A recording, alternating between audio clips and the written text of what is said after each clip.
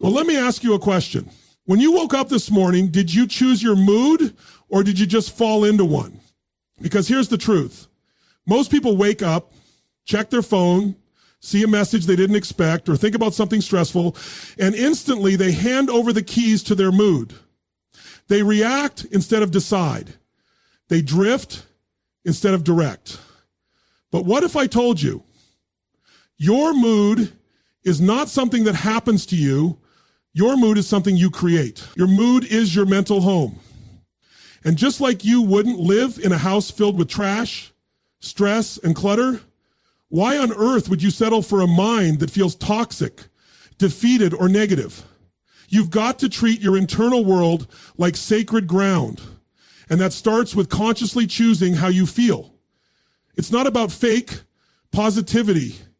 It isn't about lying to yourself. It's about owning your power to shape your emotional world. It's about recognizing that how you feel isn't just based on your circumstances, but on the meaning you give those circumstances. You see, emotion comes from motion. If you change the way you move, the way you breathe, the way you stand, you will feel different. That's not philosophy, that's neurochemistry. Try this. Stand up, shoulders back, chest up, breathe deep, smile. It doesn't matter if you're in the middle of the worst day of your life, just that shift in your body tells your brain, we're okay, we've got this.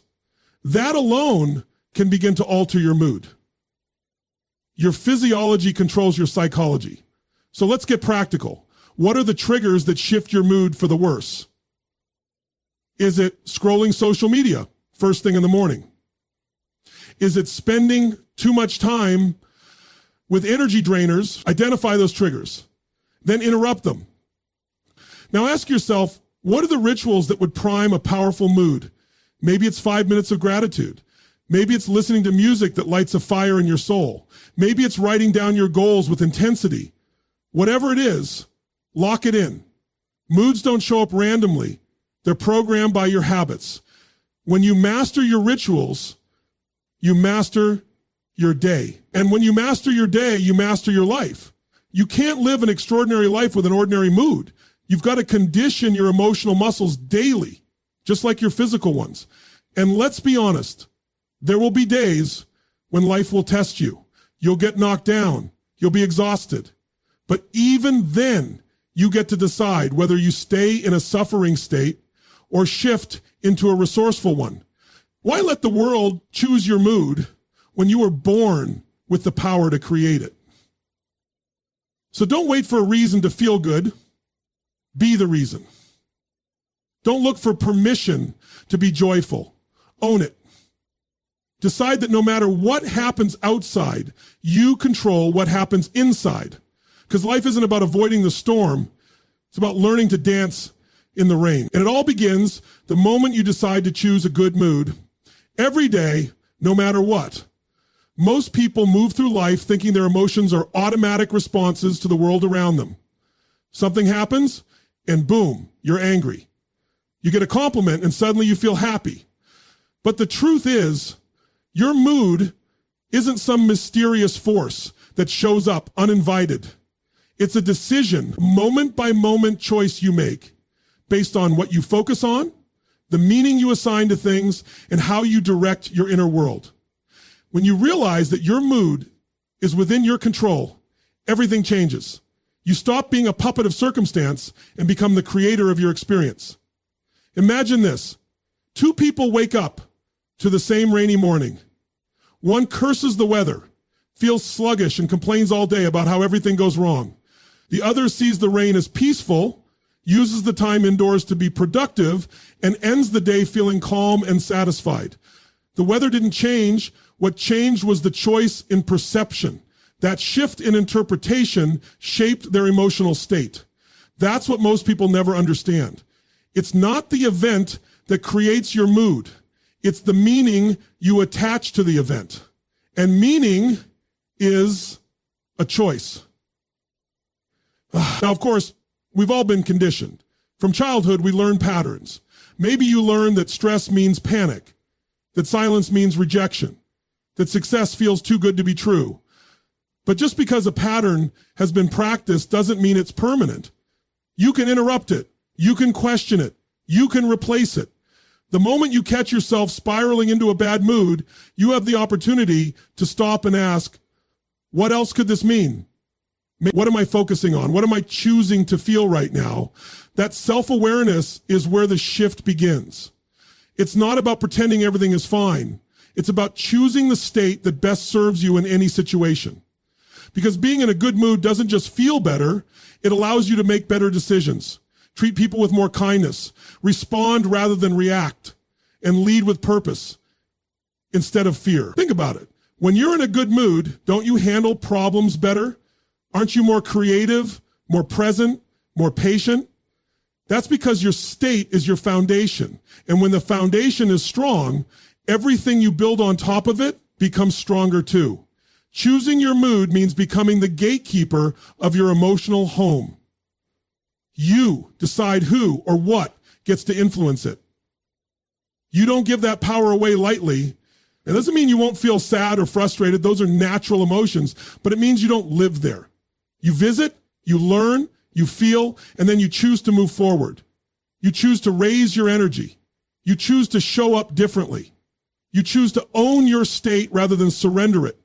This isn't a one-time shift. It's a daily practice, a muscle that gets stronger every time you use it. The more you take ownership of your emotional state, the more confident, resilient, and fulfilled you become. Life will throw challenges your way, but when you've trained yourself to choose a good mood, even when it's hard, you become unstoppable. Because no matter what's going on around you, the real power lies in how you choose to feel within. Your emotional state is not just about how you feel, it's about how you function.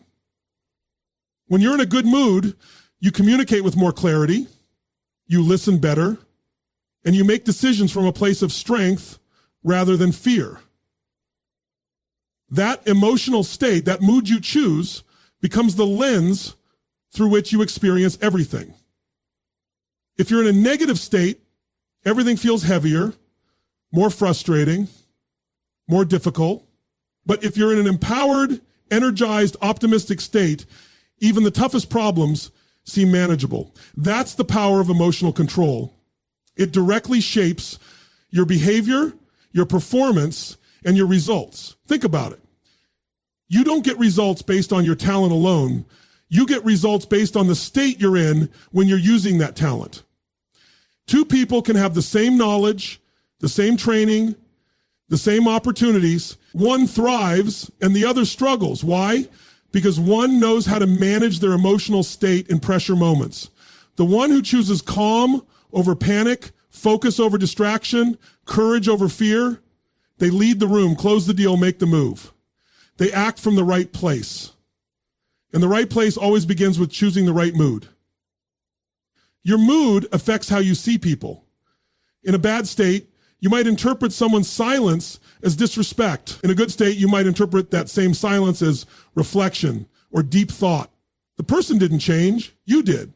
And because of that shift in how you feel, your behavior toward them changes too. You might snap in frustration or speak with patience. That single choice impacts your relationships, your influence, your leadership. The ripple effect is real. One shift in mood can change how your entire day unfolds. And in the long term, it changes your life. What we often forget is that state is contagious. Ever been around someone who walks into the room and suddenly everyone feels more alive, more awake, more inspired? That's not accidental.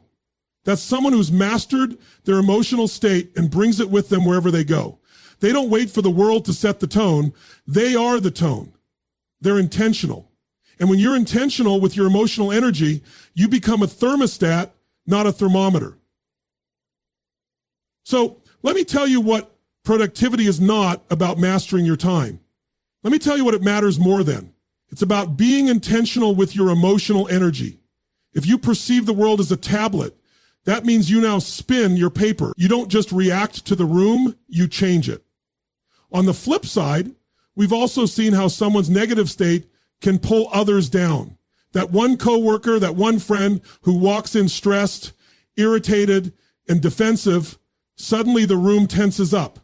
That's what happens when state is unmanaged. It leaks. And it's a reminder that managing your mood isn't just for you. It's for everyone around you. Your family, your team, your clients, your friends, they all feel the impact of your state, whether they realize it or not. You are always influencing, either by design or by default. So what if you made it a standard for yourself that no matter what's happening, you will show up in a state that creates solutions, not problems? What if you trained yourself to feel empowered when others feel helpless? What if your emotional strength became the anchor for others in chaos? Because when you understand that your mood shapes your behavior and your behavior shapes your life, you no longer treat it like an accident. You start treating it like a skill. And skills can be developed. You can train yourself to get into a peak state. You can condition your nervous system to choose gratitude over resentment, presence over distraction, strength over weakness. It's not about being perfect. It's about being committed to choosing better again and again, every single day. When you do that, your actions align with your purpose. Your behavior reflects your best self. And that's how powerful lives are built. Not through luck or chance, but through choosing your state, managing your mood, and directing your destiny. The body is the fastest way to change the mind. It's one of the most overlooked truths about emotional strength. People think they have to wait until they feel better to move better, but it works the other way around. You don't wait for a good mood, you generate it. And one of the fastest, most reliable tools to generate a powerful mood is to shift your physiology, your breath, your posture, your facial expressions. These are the levers that can pull you out of anxiety, stress, frustration, or even depression if you learn to master them consistently. Let's make it practical. Think of a time when you felt strong, confident, and full of life. How were you standing? How were you breathing? What was your energy like? You weren't slouched over, head down with shallow breath. You had presence. You had movement. You were upright, alert, maybe even smiling. That wasn't just a reflection of how you felt. It was a creator of how you felt. The body sends signals to the brain constantly, and when your body moves like you're confident, your brain starts to release chemicals that align with that signal. It's biology, not guesswork. Now imagine trying to feel joy while standing still, staring at the floor, shoulders slumped. Doesn't work. That posture communicates defeat. That breath tells the body we're under threat. And the brain responds with emotional signals that match. This is why so many people feel stuck emotionally, because they stay stuck physically. They sit for hours, barely breathe deeply, and wonder why motivation never arrives. But you don't need motivation to move. You need movement to spark motivation. Every emotion has a posture, a movement, a rhythm. Think about excitement. It's fast, loud, upright. Think about sadness. It's slow, low energy, withdrawn. By shifting your body's rhythm, you interrupt the pattern of the emotion. You begin to break the cycle. And if you combine that with intentional focus, like thinking of what you're grateful for or visualizing your goals, your state transforms entirely. It's not magic, it's strategy. This is about using your body as a tool, not just a shell. Breathing is one of the most powerful tools in this process. Most people breathe shallow, especially when under pressure. That tells the nervous system we're not safe. But the moment you take deep, full breaths from the diaphragm, you signal to the body and brain that we are in control. Just 3 or 4 deep breaths can lower cortisol levels and begin to shift your emotional state.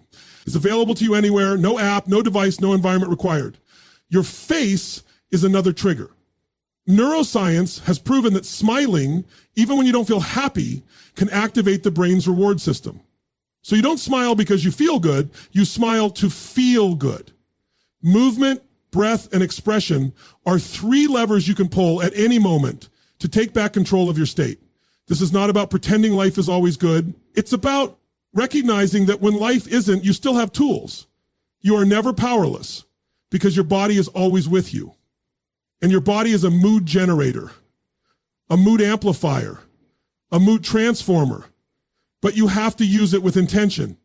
If you want to build emotional strength, train your body, not just for health, but for energy. Use movement to command presence. Use breath to center yourself in chaos. Use posture to declare who you are, even when your circumstances don't reflect it yet. You may not be able to control every thought or external situation, but you can control your physiology. And through that, you take back the power to influence your internal world. The shift doesn't have to take hours. Sometimes it only takes seconds. If you just remember to use what's already yours every day, whether you realize it or not, you are shaping your mood through the small rituals you engage in. From the moment you open your eyes in the morning to the last few thoughts before sleep, you are training your mind and body to expect certain emotions. People often wonder why they feel stuck in negative cycles, why stress or sadness keeps returning, why they struggle to maintain peace or joy. The answer is usually hidden in the rituals, those repeated patterns of thought, action, and focus that slowly become who we are emotionally. Your mood is not created by chance. It is sculpted by repetition. Wake up and check your phone immediately. You're likely setting yourself up for distraction and stress before your feet even touch the ground. Start your day rushing, reacting, and scrolling. Then don't be surprised when your energy feels scattered and your focus feels weak. That's not just a bad habit. It's a mood-building ritual. You're feeding your nervous system anxiety and confusion before you even give it a chance to breathe. Now imagine doing that every day for years. You don't just wake up in a bad mood. You've been rehearsing it. But the opposite is just as true. If you begin your morning with clarity by breathing deeply, moving your body, reviewing what you're grateful for, you are rehearsing a mood of strength, focus, and joy. That becomes your emotional default. You don't need to force yourself to feel good because you've conditioned your nervous system to expect it. That's the power of rituals. They don't just create habits. They build emotional baselines. Think about it this way. Most people don't rise to the level of their goals. They fall to the level of their routines. And mood is no exception. You can have big dreams, powerful affirmations, and a strong vision, but if your daily rituals don't support that emotionally, you'll keep falling into old patterns. Want more peace? Build a routine that centers you. Want more energy? Create rituals that fuel your body and focus. Want more confidence? Practice visualizing yourself succeeding before the world sees it. Over time, these repeated emotional rehearsals become who you are, not by accident, but by design. This is also why language matters so much. The way you speak to yourself is part of your emotional ritual. Saying things like, I'm so tired, I'm always behind, or this is just who I am, may seem harmless, but those words are seeds. You plant them enough times, they take root, and they grow into emotional states that feel permanent, when really they were built by repetition. What you say is what you feel, and what you feel is what you become. If you truly want to master your mood, you need to take inventory of your emotional rituals. What are the first thoughts you allow into your mind each morning? What music do you listen to? What people do you surround yourself with? What words do you repeat in your head? These are not random choices. They are rituals. They are shaping your emotional destiny one small moment at a time. The good news is you don't need to overhaul your entire life overnight. Even one powerful ritual done consistently can create a massive emotional shift. Maybe it's writing down 3 things you're grateful for. Maybe it's 10 minutes of movement or 5 minutes of silence before you start the day. These small acts send a message to your nervous system. We are in control. We are intentional. We choose how we feel. Your rituals are either training you for chaos or training you for clarity. You are always rehearsing something. The question is, are you rehearsing strength or weakness? Empowerment or anxiety? Joy or resentment? You can't wait for a good mood to arrive. You have to create it daily with purpose and precision. And that creation begins and ends with the rituals you choose to live by.